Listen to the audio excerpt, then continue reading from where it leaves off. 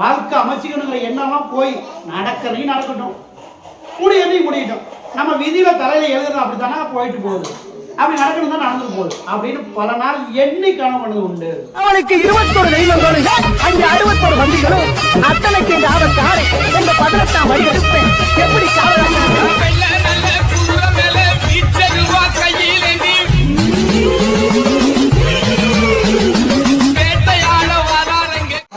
பெண்ணு மட்டும் தான் வந்துருக்கணும், திருமணத்துக்கு வந்துருக்கணும். திருமணத்துக்கு யார் கேட்க வந்தீங்க? உங்களுக்கு யார் கேட்க வந்தீங்க? திருமணத்துக்கு உங்களுக்கு தானே, அவங்க தான்.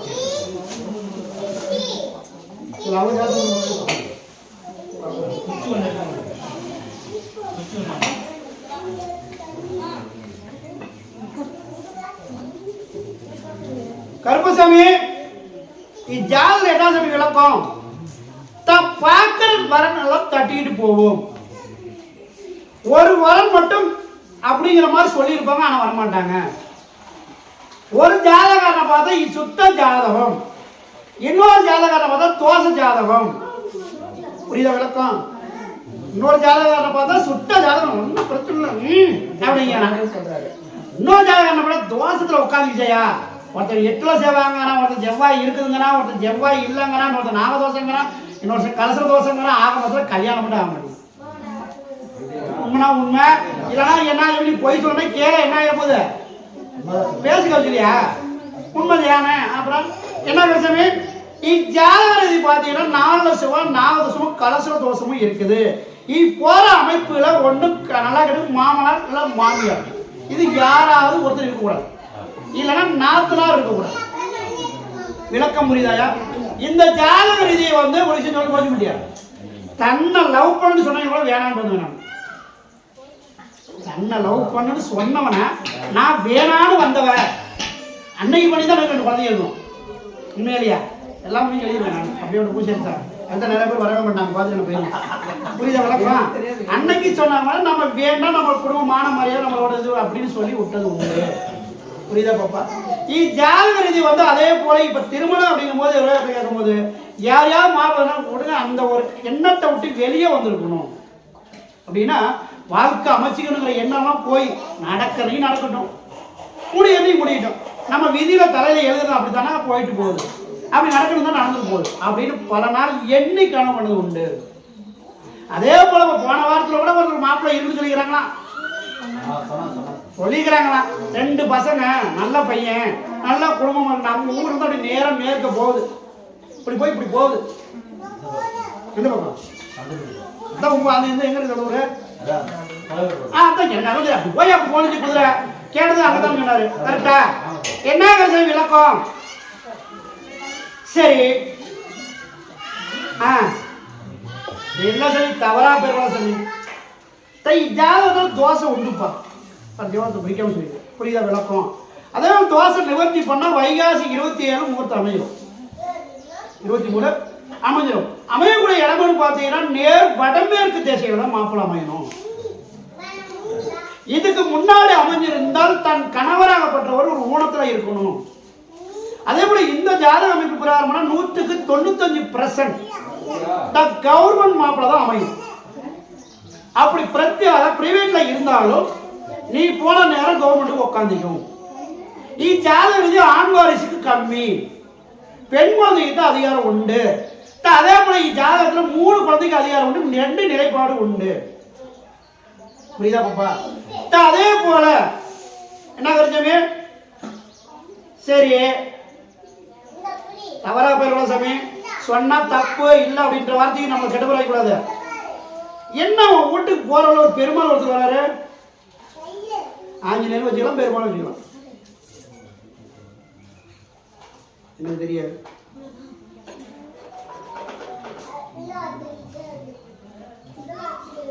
விளக்கம் தெரியும்னா தெரியும் சொல்லுங்க, தெரியல அது பதில் சொல்றேன். விளக்கம் தெரியலன்னா விளக்கம் கேளுட்டேன், விளக்கம் தெரியல விளக்கம் கேளு அப்படின்னு. அப்படி ஏன் பெருமாள் வீட்டுக்கு போற வழியே வர்றாரு அப்படின்னா பெருமாளுக்கு வேண்டுதல் உண்டு. திருமணம் ஆயிட்டால் நான் மேல் திருப்பதி வருகிறேன். கும்பிடாமே இருக்கிற பையன். ஓ நீங்க நான் பெருமாள் சொல்லி என்ன சொன்னீங்க? வீட்டு பக்கத்துல பெருமாள் கோயில் இல்லையா, மாரியம்மன் கோயில் மட்டும் தான் இருக்குது. பூசாரி இல்லைன்னா வீட்டுக்கு பக்கத்துல பெருமாள் கோயில் சொல்றாரு, மாரியம்மன் கோயில் இருக்குது. மாரியம்மன் நம்ம விளக்கு தானே போட்டு இருக்கிறோம். போடுறோமா போடலையா? போடுறோம். நான் தான் சொல்ல போடுறேன். என் பொண்ணு சொன்னேன், அண்ணா எனக்கு விளக்கு போடுறான். நான் எதுக்கு என்ன சீக்கிரம் வாங்கல ஏறணும்னு. தோசை இருக்குன்னா மனசுக்கு வந்து செவ்வாய்க்கிழமை போட்டு போறா, வெள்ளிக்கிழமை போட்டு போறா. அவள் வந்து ரொம்ப மனசு வச்சு போயிட்டா, ரொம்ப நொந்து போயிட்டானா. அவள் மனத்தில் சிரிப்பே இருக்க மாட்டேங்குது. நீ பார்த்து காப்பாற்ற விடு. இன்னைக்கே அவளை கூப்பிட்டு வர எல்லா கோயிலும் போயிட்டு வச்சு இல்லை நீ அங்கே வா. நான் சொல்கிறேன், எனக்கு நம்பி நான் சொன்னால் மாறாது பார்க்கணும். ஏதோ நீங்கள் சொல்றீங்க நான் வரேன். எனக்கு எந்த கோயிலுமே போக பிடிக்கல. 24 நாள் விளக்க போகிறேன், ஜாமீன் முறை வரேன். சரி போய் தான் பார்க்கலாம் நீ எப்படி என்ன அப்படின்னு வந்திருக்கணும். சரியா? தப்பு இருந்தால் என்னை கேட்டுக்கு போய் உன்னை பார்த்துருக்கேனா? நீ என்ன பார்த்துருக்கிறியா? நான் சொல்றது எல்லாம் உண்மையா இல்லையா?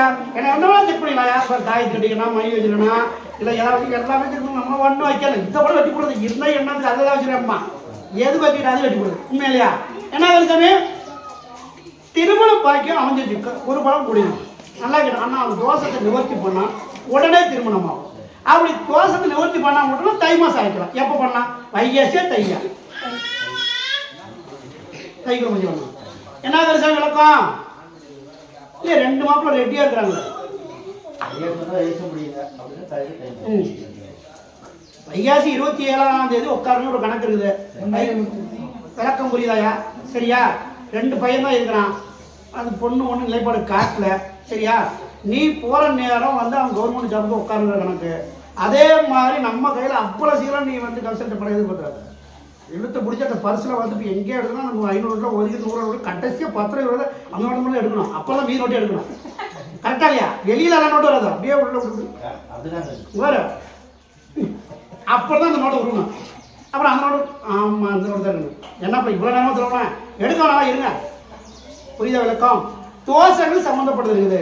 அதே போல இடது பக்கம் மார்பலையோ அடிவேறு பார்த்தீங்கன்னா உடனே சுடு குத்து தொப்புளிக்கல ஒரு பக்கம் தலைவலி வரும். படுத்தா கெட்ட காரணம் வரும். படுக்கிறத விட எந்திரிக்கிறத விட கை காலம் குறைச்சலாக்கு நமக்கு உடம்புலாம் வலிக்கிற மாதிரி இருக்கும். ஆமா கரெக்டு. கரெக்டாக தான் பூசாரி கரெக்டா பூசாரி உண்மையா இல்லையா? அப்படிங்கிற கணக்கா இருக்கும். இப்ப கழுத்துக்கிட்ட மட்டும் வலிக்குது. எனக்கு உனக்கு வலிக்குதா? எனக்கு நிறைய மாலை படமே வலிக்குது. உனக்கு என்ன வலிக்குதா? என்ன கருத்தானே? எனக்கு மொத்தம் 5 ஃப்ரெண்டு க்ளோஸ் ஃப்ரெண்டு. அதில் 2 பேர் லவ் மேரேஜ் பண்ணிட்டேன். ஒருத்தி மாமா மேலே கிடைக்கா லவ் மேரேஜ் இல்லைன்னு விட்டா. இன்னொருத்தி லவ் மேரேஜ் பண்ணாலும் லவ் மேரேஜ் பண்ணிட்டீங்க. இன்னொரு பிள்ளையும் பண்ணிச்சு. ஆனால் சொந்தக்கார பையனை பிடிச்சி வந்துட்டேன் இல்லையா? கருமசாமி இன்னொன்று சொல்லுது. நீ கேட்டு கூட சொல்லுது.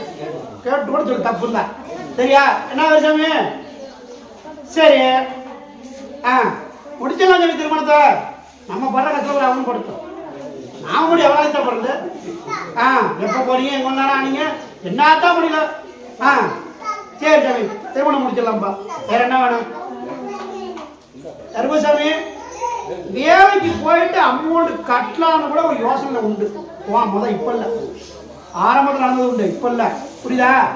அப்படி இனக்கில் இருக்க ஒரு பொதுவான இதில் போயிட்டு பண்ணிக்கலாம். ஒரு காலேஜ் சம்மந்தப்பட்டதோ இல்லைன்னா அந்த ஏடிசிட்டி போல கிளர்க்கு சம்மந்தப்பட்டதோ மொத்தத்தில் ஏதோ ஒரு வேலைக்கு போய் கம்யூன் கட்டலான்னு அப்போ யோசனை பண்ண முடியாது. இப்போ வந்து அதை பற்றி யோசிக்க முதல் வாழ்க்கை அமைச்சுட்டு அதுக்கப்புறம் செட்டில் ஏதோ பண்ணிக்கலாம். எனக்கு முதல்ல கவர்மெண்ட் வேலை தான் கிடைக்கணும் ஆசைப்பட்றேன். ஆனால் இருந்தாலும் ஒரு தொழில் நிறைய உட்காரணும். கரெக்டா? என்ன சொல்ல போயிட்டே இருக்குது. என்ன உனக்கு இன்னொரு பேர் இருக்குங்கிறாரு. என்ன பேரு?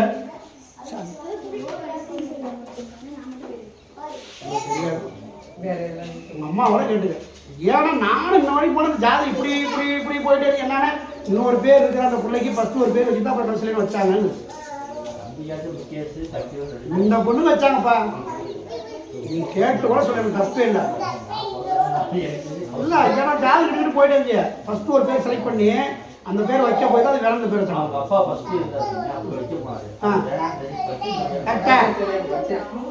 கரெக்டா? அதான் எனக்கும் தெரியாது. எனக்கும் தெரியாது. அந்த ஜாதகம் சொல்லி போயிட்டு பிடிச்சி நிப்பாட்டேன். ஏன்னா 2 பேர் ரானாரு. இல்லை சாமி 2 பேர் தான் உட்காந்துருக்காங்க. இல்லை பேரே 2 பேர் ரானாரு. சாமி நம்ம தப்பா சொல்லி போறாங்க. அந்த பூஜை போய் சொல்றாரு அப்படிங்க. இதெல்லாம் நேராக இருக்கிறான்ட்டார். சரியா? தொழில் அமைச்சு கொடுத்துறையா? திருமணம் ஆனவர் போட தான். அப்பன் வீட்டுக்கு சம்பாதிச்சு போட அதிகாரம் இல்லை.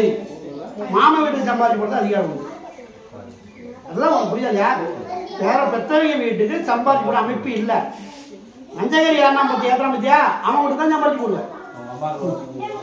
அம்மாவுக்கு கை கால் வலிக்கும், இடுப்பு போட்டு வடிச்சிருக்கும், நெஞ்சு எரிச்சலாக வரும், தலைப்பாறை வரும், மயக்கத்தை கொடுக்கும், கலப்பை கொடுக்கும், நேரம் ஒரு குத்தி நிமிஷம் ஏழுக்கணும், தூக்கத்தை கொடுக்காது, பசி எடுக்காது, 3 வேளைக்கு 2 வேளை சாப்பிடலாம், 1 வேளை பட்னியாக கிடக்கலாம். புரியுதாயா? இன்னொன்று சொல்லணும்னா நான் என் மூச்சு கூட சீக்கிரம் இல்லாமல் இருப்பல. என் மூச்சு எப்போ போகுதுன்னு எனக்கு தெரியாது. உனக்கு ஒரு மாலை எடுத்து போட்டால் எனக்கு மனசு திருப்தி ஆயிடும். புரியுதாயா விளக்கம்? இதை போய் உங்க அம்மா ஒரு முனிப்பு மொழி வேண்டி இருந்துருது. முனீஸ்வரத்தை கேட்டு போய் முனிப்பு மொழி வேண்டியது. என் பிள்ளைங்க ஒரு கடாயை வெட்டி நாளைக்கு மாப்பிள்ளோட நம்ம ஒரு சம்மதி ஒரு 10 பேர் போட்டு ஒரு அண்ணன் பண்ணிக்கலாம் அப்படி யோசனை பண்ணது உண்டு. சரியா? வேற என்ன கிடையாது விளக்கம்? ஒரு 3 விஷயம் மனசு இங்கே நினைக்க முடியும். நல்லா வரணும் வேணும், நல்லபடியாக தொழில் அமையணும், தாய்க்கு எந்த பிரச்சனை கூட நல்லபடியாக காப்பாற்றி கொடுங்க. கரெக்டா? பா வரும்போது யோசிச்சு பூஜை போய் கேட்குற கேள்வி என்னன்னு அப்புறம் பூசாரி பார்த்தோம் தான் ஐயா நீங்கள் சொன்னா சரின்றோம். இங்கே வரும்போது என்னன்னா பார்த்துடலாம்மா கை மாத்திராரு மடிய போய்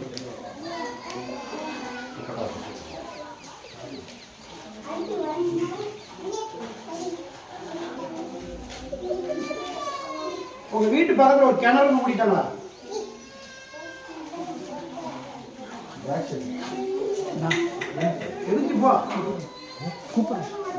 ஊர்ல என்னுடைய குலதெய்வம் கருப்பசாமி குடிகொண்டிருக்கான். கண்ணாத்தா மாதிரி 1000 சக்திகள் வந்தாலும் அவன்கிட்ட ஒண்ணுமே பண்ண முடியாது.